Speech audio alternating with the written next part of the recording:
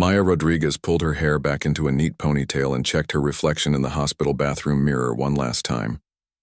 The fluorescent lights made everyone look tired, but tonight she actually was. 3 double shifts this week had taken their toll, but the overtime pay was something she desperately needed. Her younger brother's medical bills weren't going to pay themselves. At 26, Maya had been working as a nurse for 4 years, but she still felt that flutter of nervous energy before starting a new assignment. Tonight was different, though. Her supervisor, Mrs. Chen, had pulled her aside earlier with an unusual request. "Maya, I'm moving you to the private wing for the next few weeks," Mrs. Chen had said, her voice carrying that tone supervisors used when they were about to ask for something big. "We have a patient there who needs someone special, someone who really cares." The private wing of Metropolitan General Hospital was like stepping into a different world. The hallways were quieter, carpeted instead of the usual cold linoleum. The walls were painted in soft colors instead of that depressing hospital green, and there were actual paintings hanging instead of those generic health posters about washing your hands. Maya walked slowly down the corridor, reading the room numbers until she found 314. She paused outside the door, taking a deep breath before knocking gently. Of course, there was no answer. She knew there wouldn't be. Inside, the room was larger than any patient room she had ever seen.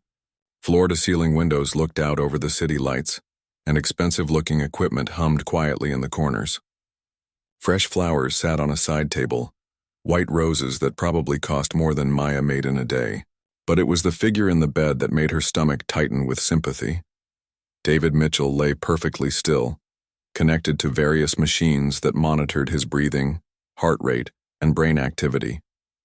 At 34, he should have been in the prime of his life. Instead, he had been lying in this bed for 8 months, trapped in a coma after a terrible car accident.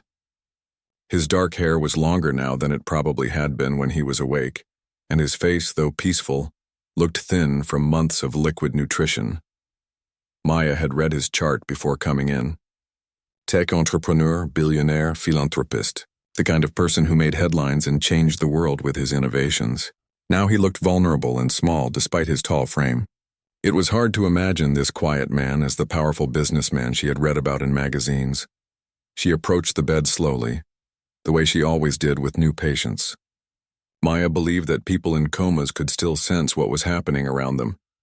Even if they couldn't respond, she had seen enough unexpected recoveries in her 4 years to know that the mind was capable of incredible things. "Hello, David," she said softly, placing her hand gently on the bed rail. "My name is Maya, and I'm going to be taking care of you for a while. I know this might feel strange having someone new around, but I promise I'll do my best to make you comfortable." The monitors continued their steady beeping, and David's chest rose and fell in the rhythm maintained by the ventilator. Maya pulled up a chair and sat down, opening his chart to review his care plan. Daily physical therapy to prevent muscle atrophy, regular turning to prevent bed sores, and personal hygiene care. It was routine work, but Maya had learned that routine work done with genuine care could make all the difference. As she prepared his evening medications, Maya found herself talking to David about her day. It was something she did with all her patients, but especially those who couldn't talk back.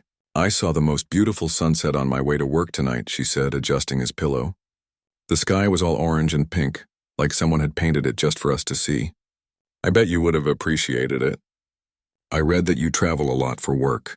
You must have seen some incredible sunsets around the world."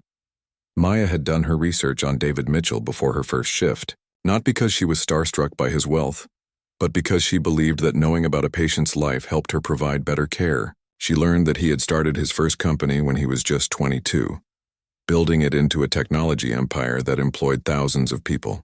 More importantly, she discovered his charitable work: clean water projects in Africa, education programs for underprivileged children, disaster relief efforts around the globe. The picture on his bedside table showed David receiving some kind of humanitarian award. He was smiling genuinely, not the practiced smile of someone posing for publicity photos. His eyes were bright with what looked like real happiness, so different from the peaceful but empty expression he wore now. "You know," Maya said as she began preparing for his evening bath, "I think we might have more in common than it seems. I read about your scholarship program for nursing students. I could have used something like that when I was in school. Had to work 3 jobs just to pay for textbooks. The warm water and gentle soap felt therapeutic even to Maya as she carefully washed David's arms and hands. His skin was pale from months without sunlight, but she could tell he had been strong before the accident. His hands especially told a story. They were large and capable, with calluses that suggested he hadn't just sat behind a desk all day. Maya wondered if he played guitar or did woodworking, something that had roughened his palms. My grandmother always said that clean hands were the first step to a clean soul, Maya murmured as she worked. She raised me and my brother after our parents died. Worked as a housekeeper her whole life, but she was the wisest person I ever knew. She would have liked you, I think. She always respected people who used their success to help others. As Maya continued David's care, she found herself settling into a rhythm that felt natural. She moved quietly around the room, straightening things that didn't need straightening, adjusting equipment that was already perfectly positioned. It was the same nervous energy she always felt with new patients, but something about David's case felt different. Maybe it was the loneliness of the room. His business partner visited once a month. His lawyer came by occasionally to handle paperwork. But there were no family photos, no personal belongings that suggested people who loved him were thinking about him. The flowers were beautiful, but they came from a florist service, not from someone who had chosen them personally. You know what I think? Maya said as she finished up his care for the evening. I think you're still in there somewhere, listening to everything going on around you. I've seen it before, people who seem completely gone but somehow find their way back. So I'm going to keep talking to you, telling you about the world outside this room, until you're ready to rejoin it.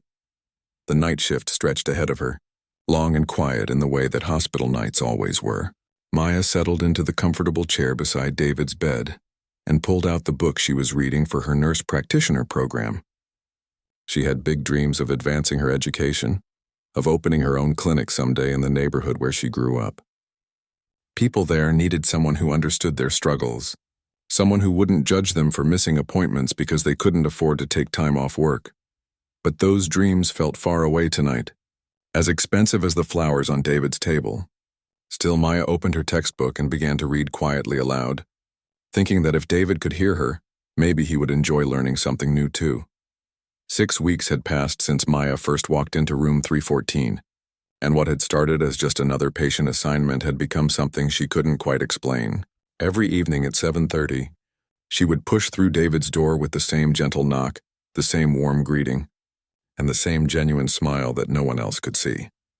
Good evening, David, she would say just like always. How was your day? I hope the physical therapist wasn't too rough on you this morning. I heard Jenny mention that your muscle tone is actually improving, which is wonderful news. Maya had developed a routine that went far beyond the basic care requirements. While other nurses might rush through their duties, Maya took her time. She had started bringing a small speaker to play soft music during David's evening care. Classical pieces she thought might remind him of the sophisticated world he came from. Sometimes she would switch to jazz or even soft rock, watching his monitors for any change that might suggest a preference. The strangest part was that she could swear his body responded to her presence. When she first entered the room each night, his breathing would seem to slow and deepen. During his baths, when she spoke in her gentle conversational tone, the tension lines around his eyes would soften. Maya mentioned this to Dr. Peterson during rounds, but he just smiled, that patient smile doctors gave to nurses who were getting too emotionally involved. Wishful thinking, her colleague Jessica had said when Maya brought it up in the break room. You're seeing what you want to see. The guy's been in a vegetative state for almost 9 months. His brain scans show minimal activity. But Maya knew what she observed every night. When she read to David from the newspaper, particularly articles about his company's latest innovations or charitable projects, his heart rate would pick up slightly. When she hummed while washing his hair, his breathing became more rhythmic. These weren't dramatic changes, but they were consistent enough that Maya had started keeping a private journal of her observations. Maya had learned to enjoy their one-sided conversations. While bathing him, she would tell David about her day, sharing stories she wouldn't tell anyone else. The strangest thing happened in the emergency room today, she said one evening as she carefully washed his hands. A little girl came in with a broken arm, and when her mother couldn't speak English well enough to fill out the forms, I helped translate. The relief on that woman's face reminded me of my own mother when we first came to this country. Sometimes I forget how scary it can be when you can't communicate what you need. She told David about her dreams of becoming a nurse practitioner, about the clinic she wanted to open in her old neighborhood where people often went without proper medical care because they couldn't afford it or were afraid of being judged. "You probably think it's silly," she said, gently massaging lotion into his arms. "A small clinic can't change the world the way your technology company has. But I think about Mrs. Garcia next door to where I grew up. She had diabetes but never went to the doctor because she was embarrassed about her English. Small things matter too, don't they?" Maya had started reading David articles about his company's latest projects. His business partner, Robert Chen, visited once a month and often left behind business magazines and newspapers. Maya discovered that David's company had just launched a new app that helped connect refugees with medical services in their own languages. The irony wasn't lost on her. "Listen to this," she said one evening, reading from a tech magazine. "Your company's new translation software has helped over 50,000 people access healthcare in the past 6 months. The article says it was your idea, something you came up with after visiting refugee camps in Europe. I bet you never imagined that your work would end up helping people like my family." Robert Chen's monthly visits had become a source of information for Maya. She would time her break to coincide with his arrival, listening from the hallway as he updated David on business matters. That's how she learned that David had no close family left, that his parents had died in a plane crash when he was 28, and that he had never married despite being engaged once. She couldn't handle the pressure. Maya overheard Robert telling David during one visit, "Lisa said you cared more about your foundation work than building a life together." Maybe she was right, but look at all the good you've done. The Clean Water Project in Kenya just reached its 1 millionth person served. You should be proud wherever you are in there. These glimpses into David's life made Maya's daily care feel more personal. She began to understand that despite his wealth and success, David was probably lonely before the accident. His dedication to helping others seemed to come from a genuine place, not just good publicity. Maya found herself respecting him more each day, not for his money or fame, but for the choices he had made with his advantages. The night shift nurses had started teasing Maya about her special patient. Maya's got herself a rich boyfriend. They would joke when she spent extra time in room 14. "Too bad he can't ask you out." Maya would laugh along, but the comments bothered her more than she wanted to admit. Her connection to David wasn't romantic. It was something deeper and more complicated than that. 3 weeks into her assignment, Maya faced the worst night of her year. Her brother Carlos had been rushed to the emergency room with complications from his ongoing illness. The treatment he needed was experimental and expensive, far beyond what their insurance would cover. Maya had spent her entire break crying in the supply closet, trying to figure out how she could possibly come up with $20,000. When she entered David's room that night, her usual cheerful greeting came out shaky and forced. As she prepared his evening bath, her hands trembled, and she had to stop twice to compose herself. Finally, as she gently washed his shoulders, the dam broke. "I'm sorry, David," she whispered, tears falling freely now. "I know you don't need to hear about my problems, but I don't have anyone else to talk to. My brother is sick, really sick, and I don't know how to help him. The doctors say there's a treatment that could help, but it costs more money than I'll see in 5 years. I feel so helpless." Maya had never spoken to David about anything so personal before. She had always kept their conversations light, professional, respectful. But sitting beside his bed in the dim light of the monitors, she felt safe sharing her deepest fears with someone who couldn't judge her or offer advice she couldn't take. "Carlos is only 22, she continued, her voice barely above a whisper. "He's smart, funny, he wants to be a teacher. He doesn't deserve this, and I feel like I'm failing him, like I should be able to fix this somehow. Our grandmother always said family takes care of family, but I don't know how." As Maya finished David's care that night, she felt emotionally drained but somehow lighter. Sharing her burden with David, even though he couldn't respond, had helped more than she expected. She didn't notice the slight change in his breathing pattern, or the way his fingers seemed to twitch almost imperceptibly when she mentioned her brother's name. In the depths of his mind, David was listening to every word, feeling every tear that fell, and making a decision that would change both their lives forever. Tuesday started like any other day for Maya. She had worked a double shift the night before and grabbed only 3 hours of sleep before rushing back to the hospital for her evening shift. The stress of her brother Carlos's medical situation had been weighing on her heavily, and the dark circles under her eyes showed it. She had spent her lunch break on the phone with insurance companies, pleading for coverage that she knew wouldn't come. As she walked down the familiar hallway to room 314, Maya tried to push her worries aside. David deserved her full attention during his care, and she had always prided herself on never letting personal problems affect her work. She knocked gently on his door, the same soft tap she had used for the past 7 weeks. "Good evening, David," she said, settling into their routine. "I hope you had a peaceful day." The sunset tonight was incredible, all purple and gold like something from a painting. "I wish you could see it." Maya began preparing for David's evening bath, filling the basin with warm water and gathering the soft towels she preferred to use.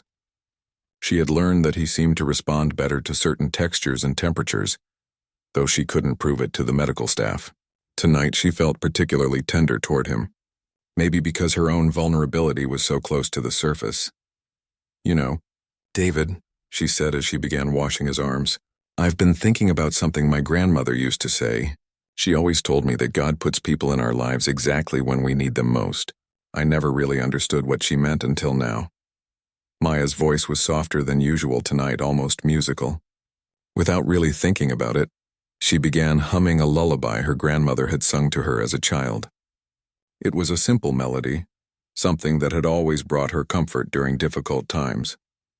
The Spanish words came naturally as she gently soaped David's shoulders and chest. "Luna, lunita, cascabelito de oro," she sang quietly, the gentle tune filling the room. It was about a little golden bell moon, a children's song about dreams and protection. Maya had never sung to David before, but tonight it felt right, as if the melody could somehow reach him in whatever distant place his mind was dwelling. As she moved the warm washcloth across his shoulders, Maya continued humming the familiar tune. The room was peaceful, filled only with the soft sounds of the monitors and her gentle voice.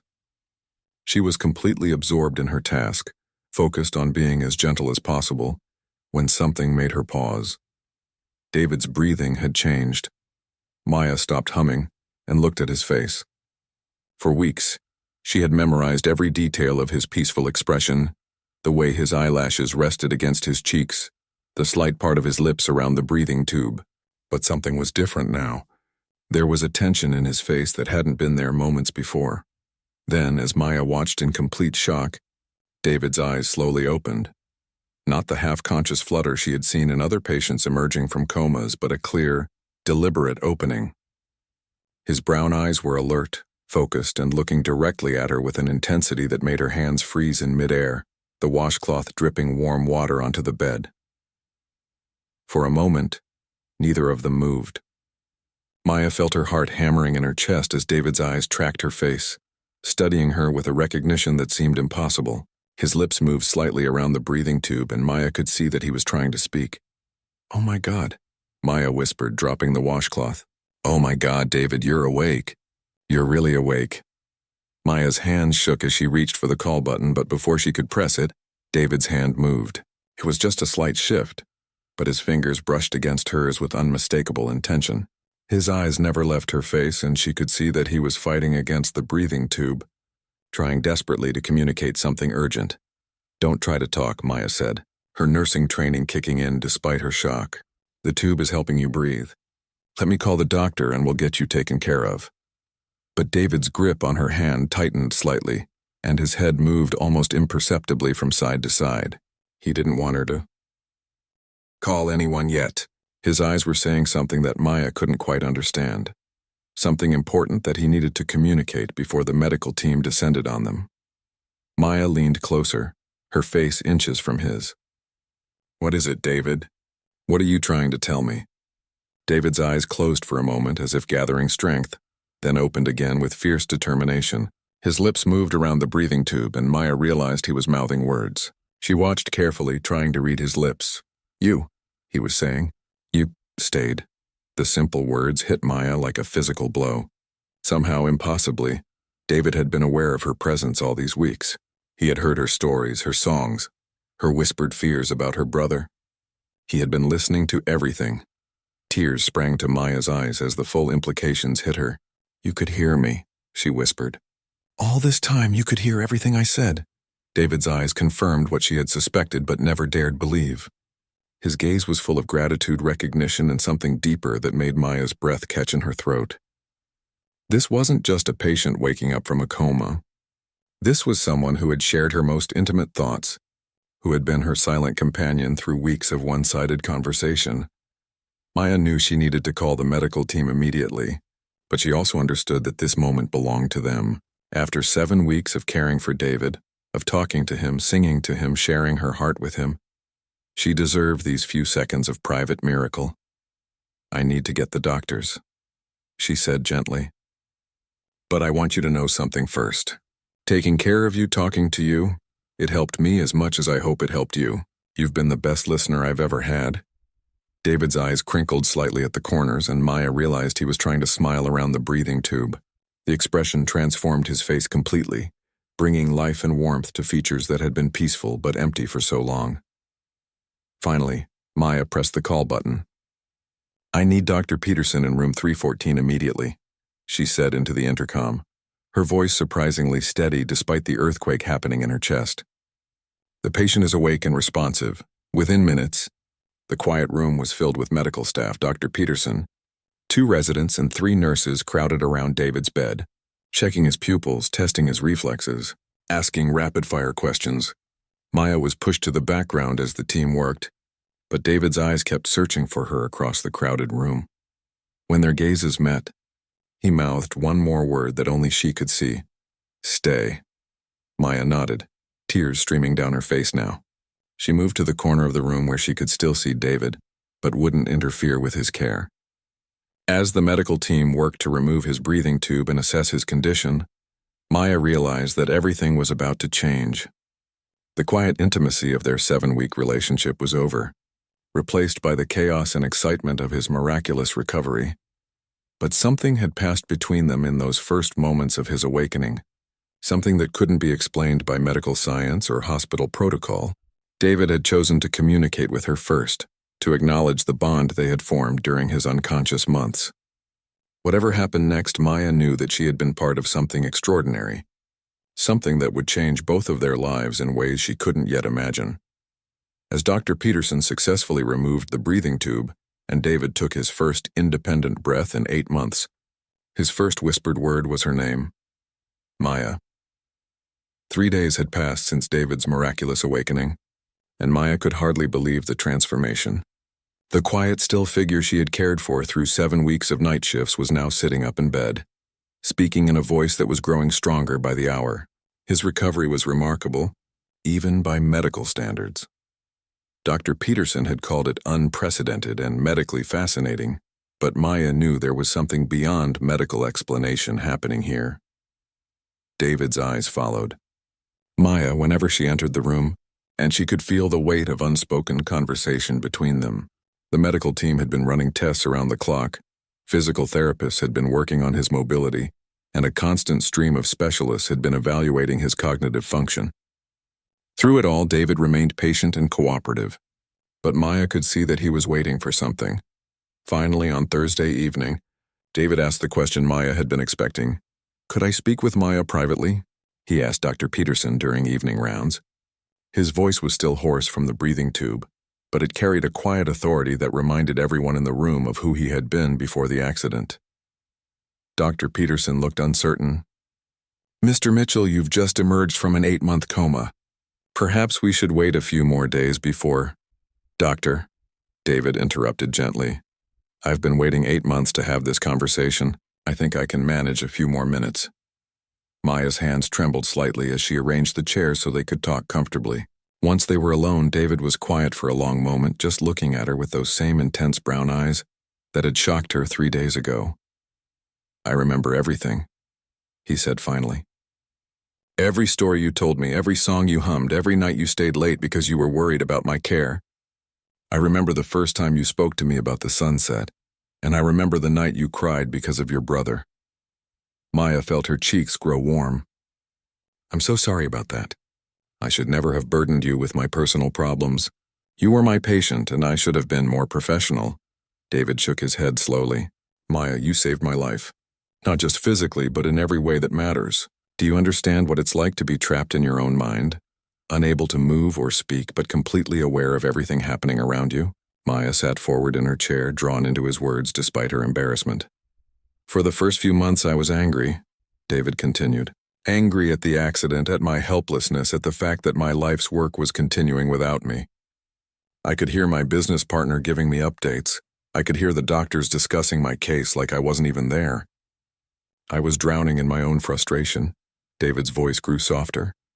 Then you started taking care of me. You talked to me like I was a person, not just a medical case. You told me about your dreams, your struggles, your hopes for the future. You sang to me when you thought no one was listening. You made me feel human again. Maya felt tears starting to form. I just did what felt right. I've always believed that patients can hear us even when they can't respond. You gave me something to fight for, David said. Your stories about your brother, about wanting to become a nurse practitioner, about the clinic you want to open someday. I started imagining what I could do to help make those dreams come true. Planning became my way of staying sane, of feeling like I still had purpose. Maya wiped her eyes with the back of her hand. David, you don't owe me anything. I was just doing my job. No, David said firmly. You went far beyond your job. You stayed late when you didn't have to. You brought music that you thought I might enjoy. You treated me with dignity when I couldn't even control my own body. That's not a job, Maya. That's compassion, and it's exactly what the world needs more of. David reached for the glass of water on his bedside table, his movements still slow but steady. I want to tell you about something I've been planning while I was away. I want to establish a foundation, and I want to name it after you. Maya's eyes widened. What, David? No. That's too much. I can't accept something like that. Let me finish, David said with a gentle smile. The foundation would focus on training healthcare workers who understand that patients are people, not just cases. Workers like you who see beyond the medical chart to the human being who needs care. Maya shook her head. David, I appreciate the thought, but I could never accept such a huge gift. It wouldn't be right. I also want to pay for your brother's treatment, David continued as if she hadn't spoken. All of it. The experimental therapy, any follow-up care he needs, everything. Maya stood up abruptly, pacing to the window. Stop, please, just stop. I can't let you do this. You don't understand what you're saying. Maya, sit down, please. Something in his tone made her turn around. David's expression was serious, almost stern. Do you know how much money I have? He asked. Maya shrugged uncomfortably. I know you're successful, but I'm worth about $3 billion, David said matter-of-factly. The amount I want to spend on your brother's treatment is less than what I spend on coffee in a year. The foundation I want to establish would use money that's just sitting in investment accounts, earning more money I don't need. Maya sat back down, overwhelmed. $3 billion. Money I earned because I was lucky enough to be born with certain advantages, to have opportunities that many people never get. Money that can't buy the one thing you gave me for free. What's that? Hope, David said simply. When you told me about your dreams, about wanting to help people in your old neighborhood, about believing that small acts of kindness matter, you reminded me why I started my company in the first place. Not to get rich, but to solve problems, to help people live better lives. Maya was quiet for a long moment, processing everything David had said. But why me? Why not donate to existing charities, established organizations? Because you understand something that most people in positions of power have forgotten, David said. You understand that every person matters regardless of their wealth or status or ability to pay. You treated me the same way you would treat anyone else in that bed. David leaned forward in his chair. Maya, I've spent years funding clean water projects and education programs, and those things are important. But what you showed me is that sometimes the most powerful thing you can do for someone is simply treat them with dignity and kindness when they're at their most vulnerable. Maya felt overwhelmed by the magnitude of what David was offering. I need time to think about this. It's too much, too fast, of course, David said. But while you're thinking, I want you to consider something. Your brother needs help now. Your dreams of opening a clinic, of becoming a nurse practitioner, those don't have to wait years while you struggle to afford them. I have the resources to make these things happen immediately. David's voice became even more earnest. Maya, you gave me my life back, not just physically, but spiritually. You reminded me what it means to care about other people, to see beyond yourself. Let me do this. Let me use what I have to make sure your compassion can reach even more people. As Maya sat in the quiet room, Watching David's hopeful expression, she realized that this wasn't just about money or charity. This was about two people who had formed an impossible connection during an extraordinary circumstance, and about what could happen when someone with resources met someone with genuine care for others. The decision she made in the next few days would change not just her life and her brother's life, but potentially the lives of countless other people who needed someone to see them as more than just their problems or their circumstances. 6 months later, Maya Rodriguez stood in front of the mirror in her small apartment, adjusting the collar of her new white coat. The embroidered letters Maya Rodriguez MSN FNP still looked surreal to her, even though she had been wearing the coat for 2 weeks now. Nurse practitioner. The dream that had once seemed years away had become reality in what felt like the blink of an eye. Carlos knocked on her bedroom door. "Maya, are you ready? David's driver will be here in 10 minutes. Maya smiled at the sound of her brother's voice, strong and healthy in a way that still brought tears to her eyes. The experimental treatment had worked beyond anyone's wildest expectations. Carlos was not only cancer-free, but had gained back all the weight he had lost during his illness. He had even started college classes part-time, still determined to become a teacher despite everything he had been through. "Almost ready," Maya called back, taking one last look at herself. Today was the grand opening of the first Maya Rodriguez Community Health Center, and she was nervous in a way that had nothing to do with the cameras and reporters who would be there. This wasn't just a career milestone. It was the realization of a dream she had shared with David during those quiet nights when he couldn't respond. The center was located in Maya's old neighborhood, just 3 blocks from where she had grown up. It was designed to serve people who had been overlooked by the traditional healthcare system. Immigrants who were afraid to seek treatment, working families who couldn't afford to take time off for medical appointments, elderly people who needed someone who spoke their language and understood their concerns. Maya's phone buzzed with a text from David. "Proud of you today. Can't wait to see you change the world, one patient at a time." Over the past 6 months, Maya and David had developed a friendship that continued to surprise both of them. Despite their vastly different backgrounds, they shared a similar vision for what healthcare could be. David had recovered completely from his coma, returning to run his company with a renewed sense of purpose. But he had also made significant changes to his life, spending more time on philanthropic work and less time in boardrooms. The Maya Rodriguez Foundation had become David's primary focus outside of his company. In just 6 months, they had funded scholarships for 50 nursing students, established 3 community health centers, and created a training program that taught healthcare workers how to provide compassionate care to vulnerable populations. Maya served as the foundation's director of patient advocacy, a role that allowed her to bridge the gap between David's resources and real-world healthcare needs. When David's car arrived, Maya was surprised to see him in the passenger seat instead of his usual spot in the back. Since his recovery, David had insisted on driving himself places whenever possible, saying that his time in the coma had taught him not to take simple freedoms for granted. "Nervous?" David asked as Maya settled into the seat beside him. "Terrified," Maya admitted. "I keep thinking about all the people who will depend on this center, all the ways we could fail them." David glanced at her with that familiar, understanding expression. "Maya, do you remember what you told me during one of those nights in the hospital? You said your grandmother always believed that you don't have to save the whole world. You just have to save the piece of it right in front of you." Maya nodded, remembering that conversation. It had been during one of her most difficult nights, when Carlos's treatment wasn't responding as quickly as the doctors had hoped. "Today, you're saving the piece of the world right in front of you," David continued, "and that's exactly what you've always done long before you met me." As they drove through Maya's old neighborhood, she pointed out landmarks from her childhood. The corner market where she had bought groceries for her grandmother, the bus stop where she had waited every morning to get to nursing school, the small apartment building where she and Carlos had grown up. David listened with the same intense attention he had shown during their hospital conversations, asking thoughtful questions and remembering details from previous stories. "You know," David said as they pulled up to the health center, "I've been thinking about what my life was like before the accident. I was successful, but I was also isolated. I worked 16-hour days, lived in a huge house by myself, and measured everything by profit margins and stock prices. Maya looked at the small crowd gathering outside the health center, families from the neighborhood who had come to see what the new clinic would offer. I thought I was changing the world through technology, David continued, but I was doing it from a distance.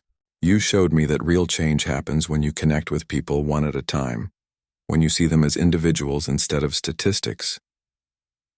The grand opening ceremony was simple but meaningful. Maya spoke to the crowd in both English and Spanish, explaining that the health center would offer medical care regardless of patients' ability to pay, immigration status, or insurance coverage. She introduced the staff she had carefully selected, healthcare workers who understood that cultural sensitivity was just as important as medical expertise. During her speech, Maya caught sight of Mrs. Garcia, her elderly neighbor from childhood. Mrs. Garcia had been one of the first patients to sign up for services at the center, finally ready to get treatment for her diabetes now that she had found a place where she felt comfortable and understood. This center exists because someone believed that every person deserves dignity and respect when they're seeking medical care, Maya said, looking out at the crowd. It exists because we believe that small acts of kindness repeated every day can create extraordinary change. After the ceremony, as Maya was giving tours of the facility, she found David in the children's waiting area, sitting on a tiny chair and reading a story to a group of kids in both English and the Spanish he had been studying for the past few months. The sight made Maya smile. This was David's way of connecting with people one at a time, something he had learned from watching her. Later that evening, as they sat in the center's small break room sharing takeout food, Maya reflected on how much their lives had changed. "Do you ever think about that night when I first told you about Carlos?" Maya asked. David nodded. "I think about it all the time. I remember feeling so helpless, wanting to fix everything for you but being trapped in my own body. That frustration became the foundation for everything we've built together. I never imagined that my worst night would lead to all of this," Maya said, gesturing around the center. "I think that's how real change happens," David replied. "Not through grand gestures or massive donations, but through human connections made during difficult moments. You taught me that the most powerful technology in the world is compassion." As Maya locked up the health center that night, she noticed a small plaque by the entrance that David had installed without telling her. It read, "Every voice matters, every touch heals. Every moment of care can change a life forever."